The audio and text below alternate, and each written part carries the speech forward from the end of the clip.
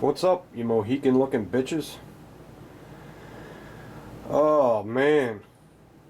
Uh what is a Mohican? Long time ago, in high school, some black dude said I look like a fucking Mohican. I don't know what the fuck he was meant. You know, back in the day, in the 80s when, everyone had Polo cologne. Polo cologne was like gold back then. We used to trade cologne like it was fucking cocaine or something. It's pretty funny. In the back of the bus. That's where I was always, in the back of the bus. Now, that's when I was working out, benching 300 pounds and fucking 7% body fat. Now I think I'm like 85% body fat. You know when you're fat, when you got love handles on your ass. I was sitting down eating a bowl of cereal and I put my hand down my waistband to scratch the side of my ass. Not my hip, my ass. And there's a fucking love handle there. So I cut out soda. I'm drinking spring water. You know what I mean? Because I'm going to try to get close to how I used to look like back in the day when I was lifting weights and tanning and going to the beach. Remember I used to wear them mesh shirts, them see-through net shirts. Remember how gay they were? But they were in at the time. I put one of them on now, I look like a fucking bag of onions. So I'm definitely very disappointed how I look right now. Very. And it's killing my knees. It's making the arthritis a little worse because the weight don't help. You know what I mean? Can't carry a gun because it's too long. I carry little guns. That's why I'm looking for a SIG P238 because I'm so fucking fat. I can't carry any of these. I could carry the Rock because it's small. The Rock Island's a little one. But I didn't realize how big I was till I got out of the shower. I looked at myself. I turned sideways to see if I was losing weight. I look like fucking Alfred Hitchcock. With no cock. Like the letter Q. Remember that? Isn't this a gun video? Yeah, it is. I forgot. It's kind of an update video and a gun video. I keep getting comparisons with the Springfield GI and the Rock Island Armory because they're like in the same class as far as price range goes. And a lot of guys are saying, what would you pick? Well, now that I have both of them, And I have to say, the Rock Island Armory is definitely tighter made. It feels a little nicer than the Springfield. Wait a minute. Let me turn this way. Let me sit the fuck down. Because my chair, the hydraulic chair, it won't stay up anymore. Because I'm too heavy. It won't hold it up. You believe that? I'm not lying. It's the fucking truth. Not even lying. I can't get a hold of Bill. So, let's lay him down. He's probably taking a nap. So, let's put him like that. Bill's taking a nap right now. When he gets up, I'll let you know. The Rock Island Armory is a good gun to compare to the Springfield GI because they're both around the same price. They're both like in the $500 area. Okay, the Springfield's higher. It's like now this thing's like $600, $575 now. These ain't cheap anymore. This is not loaded. It is kind of loose. It's a good 1911 though. It's very reliable. It really is. It's never jammed yet. It shoots accurately. It really does. But it is loose. If you hold the slide like this with two fingers and then move the frame, there is a lot of play in that. Both ways, up and down and sideways. I don't like that. I know that's how they're made. But, this is a $550 gun and this is a $450 gun. So I put them in the same class. They both have the GI sights on them. This has a couple upgrades on it that this don't. It has the extended beaver tail on there. I like that. That's awesome. And it doesn't. Yeah, it looks like it has an extended grip. Let me see that. I never really looked. Yeah, it looks extended. It has an extended grip safety. It has a regular mag release. It's not extended. And it has a short trigger, just like the GI. It's got a short trigger. Oh, Damn, getting like the Rifleman channel, banging my guns together. This is a real short trigger if you look at it. See how far back it is? This one sticks out a little further, but that's still, I would consider that a short trigger. It's not an extended trigger. This is loaded, so let's stop playing with it and fucking unload it. Okay. Now, man, that feels like butter. This has a nicer trigger. This is made way tighter. There's no play at all, and if you hold the slide and move the frame, you don't feel shit. It ain't moving a bit. So my recommendation to you is, I would go with the Rock Island Armory over the Springfield GI. I'm not saying the Springfield GI is not a good gun, because it is a great gun, but the Rock Island Armory is made a little bit better. I've shot this already. I don't have it on video, but we're going to go to the range. I know I was supposed to go to the range today, but my fucking brake cylinder, master cylinder, I think is broke, because my brake pedal's going all the way to the fucking floor like the fucking Flintstones. It's going all the way to the floor. It'll still stop the truck, but I'm not driving it like that. It feels like it has no fluid in it. None. So I didn't see anything on the ground. I don't know what the hell happened. I gotta go check it out. But anyway, that's why I didn't go to the range today. And I had to make arrangements to get a car for tomorrow, because that's something I need to invest in, is a reliable automobile someday. I would go with the Rock Island Armory over the GI. I really, really would. I'm telling you, man. They're made so nice. They're solid.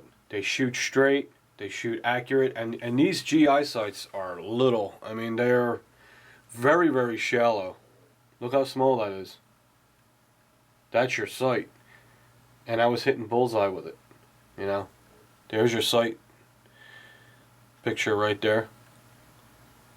And it's hard, you know, you got to line them up. But once you line them up, this thing shoots dead on. It's awesome. I shot 50 rounds through it. I know it's not a lot, but it didn't malfunction one time. Not one. So this gun is pretty good. Like I said, it has a really good trigger. The trigger is nicer than this trigger. This has a good trigger. Definitely. But you really have to pull hard. Like, all right, I'm on my target. I'm putting tension on the trigger. And now I'm going to try to hit my target as I pull. And it's just a lot of... It's still creeping. It's still creeping. It has a little creep. It's kind of hard to pull. Whatever. You know, that'll loosen up through time. But it's got a good trigger. This has a great trigger.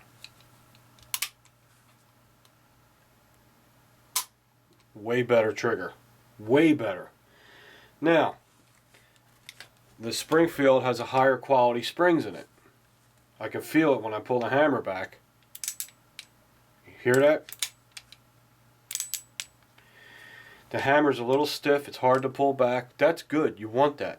A good 1911, the hammer will be kind of hard to pull back. Why? Because it has good quality springs in it. Okay? Now, if you try to pull a Kimber or a Colt, you'll notice they got some tension on them. Now, these cheaper 1911s, like the Rock Island Armory, it has and the Taurus and the Rock Island Armory, you could pull that hammer back with one finger. See that? It doesn't mean it's going to malfunction. It doesn't mean it's going to be unreliable, but it might mean through time, through thousands of rounds, you're going to have to replace your spring main housing. The spring for the hammer for this, it is not in here, it's down in here. This has a long stem and it pushes a plunger down in here, and the spring's down in here. So the spring in here is just a little bit less quality than the spring in this Springfield down here.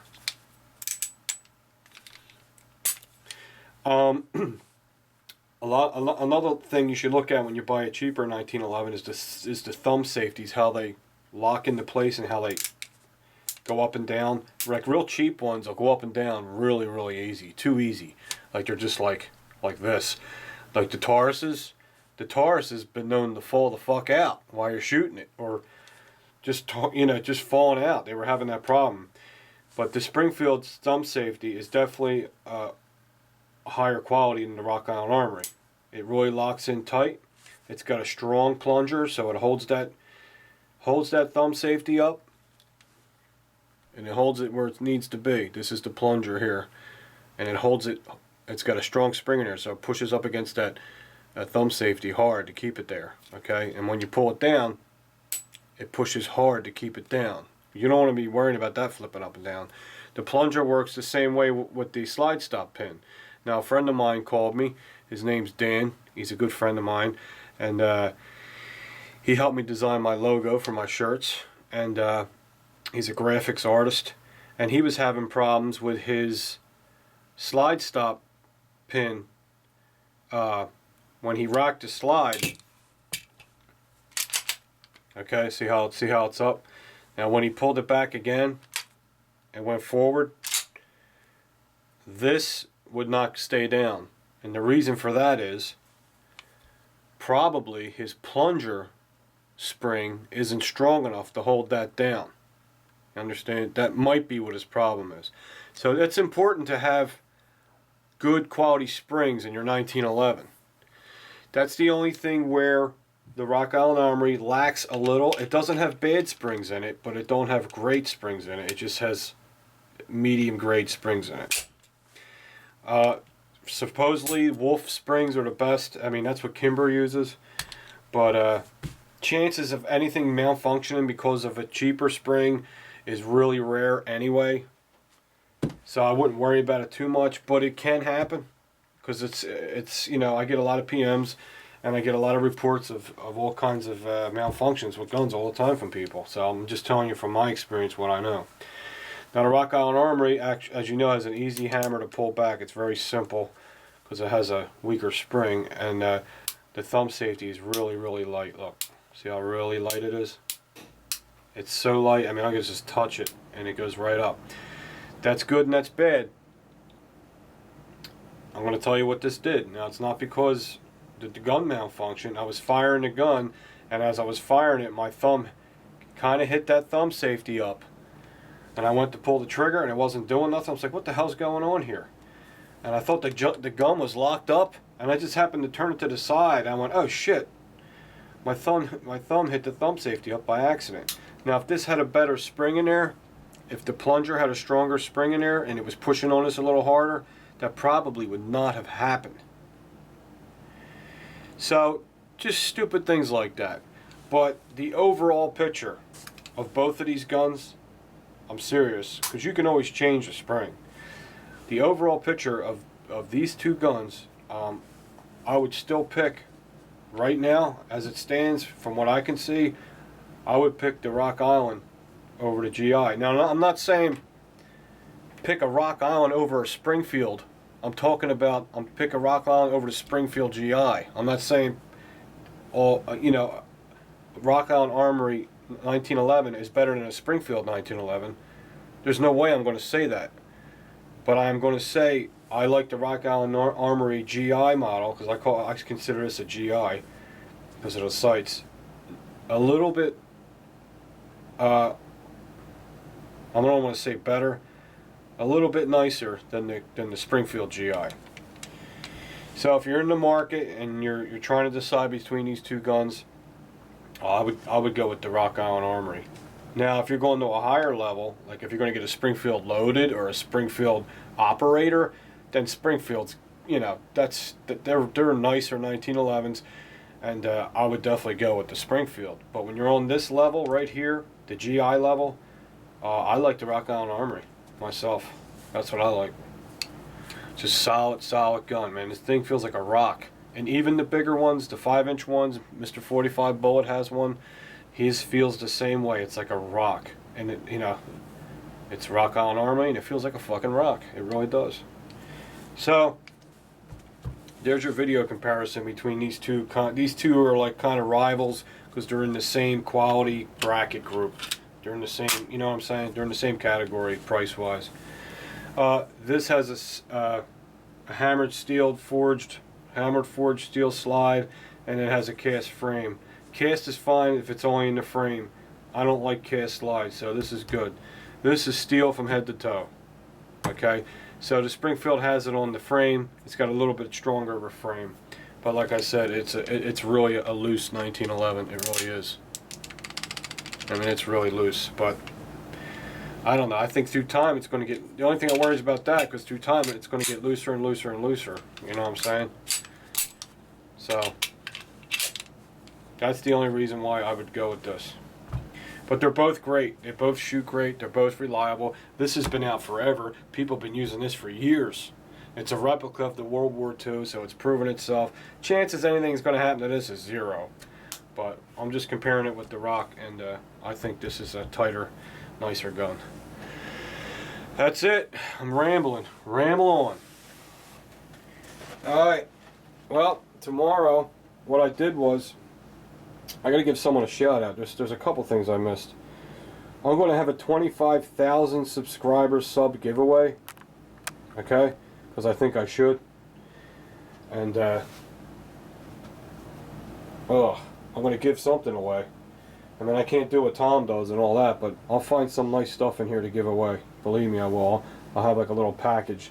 Maybe a coffee mug, maybe a holster with the coffee mug, maybe some AR-15 parts. I don't know, whatever I can scrounge up. Okay, I'll let you know what it is beforehand, because you don't want people entering the contest that ain't going to use the stuff. It's such a waste. Probably throw a can of Ballistol in there, you know what I'm saying, stuff like that. It'll be like a little kit, little cheap ass shitty kit like I gave it last time. But the rule is definitely you have to be a sub, so you can't not be a sub. Okay, that's the only right thing to do. Did I mention I ordered the Magpul Made grip for my AR-15? I ordered that today. That'll be on its way. Yup, I'm getting the Made. That thing is a sweet ass grip, and it looks awesome. And I'm looking at a SIG P238. Yes, I'm still saving for the Ed Brown, but it's going to delay it a little. Yes, it will. I got to get a tiny little gun, man. I just want one. I don't have one. Little 380, and that's the one. If I'm going to get one, that's the one I want. I wish I'd like something cheap just once so I could save some money, damn it. I want to give a shout out to eBomy. eBomy's channel's good, man. He's got like 38 videos, something like that, and he has rifles and handguns. He's down to earth. He does, he does car rides like I do. He's another good guy to add to your subscriber collection, or to your subscriber list, for the good guy collection. You know what I mean? You want to keep good guys. Now, I can't guarantee to everyone I recommend and for you guys to subscribe to, it's going to be a good channel. But some of the guys I've really known for a long time, and this shout out's been way overdue. And I really appreciate it if you would sub to eBomy. I'll put his link at the bottom of the page. Check his channel, look at his videos, you'll see he's a cool dude. He kind of looks like Conan from the Late Night Show, but not as handsome. Alright? Alright, eBomy, you're the man. See you guys soon.